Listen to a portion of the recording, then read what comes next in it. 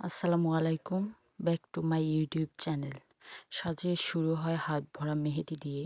প্রতিটি ডিজাইনের মাঝে লুকিয়ে থাকে একটি গল্প, একটা অনুভব আর একটুখানি ভালোবাসা।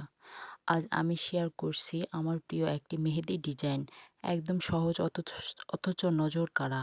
যারা প্রথমবার মেহেদি দিতে চাইছেন তাদের জন্য এই ডিজাইনটা একদম পারফেক্ট।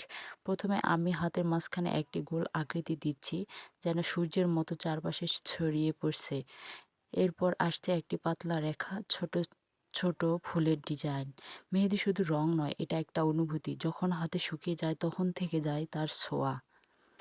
এভাবে আমি শেষ করলাম আজকের ডিজাইন।